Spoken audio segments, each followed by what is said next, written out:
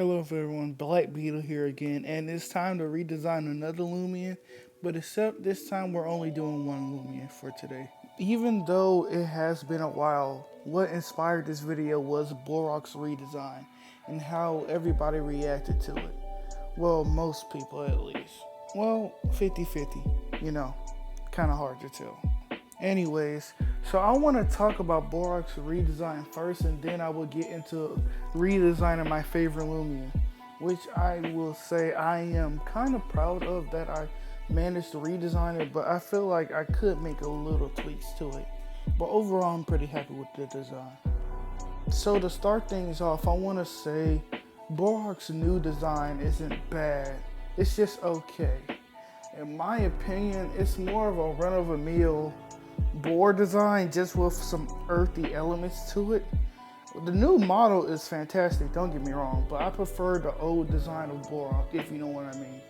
It's kind of like how people said Gen 1 had more interesting designs from the newer gens, but that kind of makes sense since it is an older design, and now it getting the new design, it's kind of like as if the artists are more inspired by the newer gens than the older gens or any previous gens that have more of a robust design, if you get what I'm saying.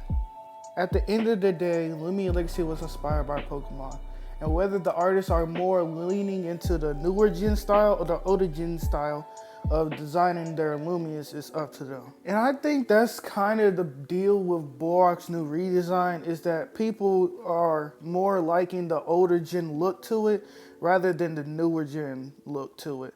But they probably don't mind the newer update to the older model, So it's kind of like that. Even though I'm indifferent about the new Borok design, I still think the concept artist created an interesting take on the new Borok.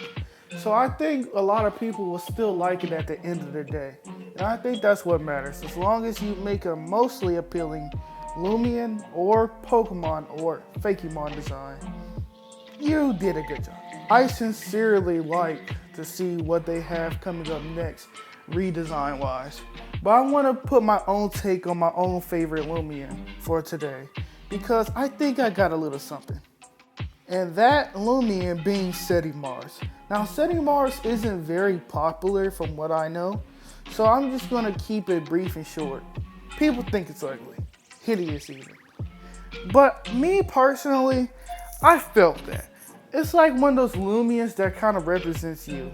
Big, bulky, ugly. He's just like me for real. But besides the point, I do want to show this design that I came up with. I did use a few colors from other Pokemon like Crustal for the sedimentary rocks on it.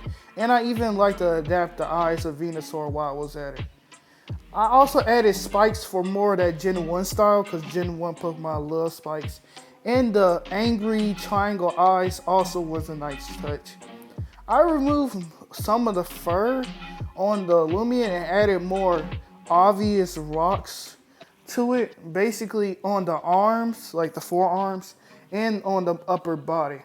I also added more of the crying aspect to it. I'm not too sure, but it's more like markings on it. I like to think that it was mud that dried up on his face that kind of changed his markings a bit. And I also had it to be a little bit asymmetrical when it comes to design a little bit. So I did the two different opposite reverse colors on the forearms. With that being said, this concludes the new redesign of Mars that I came up with. I hope you enjoyed as much as I did. Borok's redesign, I will not lie, does worry me about what they might do to my favorite Loomian. When someone changes something you like, when it comes to favorite things, you kind of get worried for what they might change when you hear a change is incoming. So you kind of want to put your own hands into the mix. So that's what I did with this design. I really enjoy it, and I hope that the Llama Train Studios decides to pick this up for themselves, or even maybe just tweak what I did a little bit. I know it's not perfect, but I would really appreciate them to take the time just to look at it when they get done finishing part 2. And that's all I can ask for. Well, whatever they do to Setamar, I do look forward to see what they do to it and the older Loomians that are in the game. And I also look forward to Atlantia City Part 2 when that finally comes out. But before I end this video, I do want to show you some more things I did to this Loomian. I decided to do a reference sheet for Setamars, mostly because after hearing the design process in one of their streams, I decided, and if they do look at this video, I might as well do it. So this is what I came up with. I think I'm just going to let it play out for the most part. I did the front, the side, the top, and like the bottom paw. One side I do wish I did was the back half, but it's all in the past right now. So I'm just going to show off what I got. I didn't change the gleamings too much, but specifically the gamma I do like because of the flaming hot claws I kind of gave it. And I also made it more of a bluish gray than a plain gray to make it more interesting in color, so it can have a nice contrast as well. I'm afraid that's all for today for Setamars, but I have something I do want to show off that I've been working on for a little bit. This is Daisy and Linda. They're going to be the two main protagonists for this series I'm working on. It's going to be a Loomian Legacy comic. It's not going to come out too fast, but I hope to come out with it soon. And I've been working on the designs, and I really hope you like them.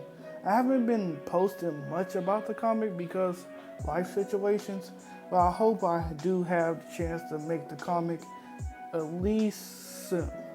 I'm glad this video piqued your interest, but that's enough from me today. I hope you enjoyed the video. And as usual, sincerely, Black Beetle.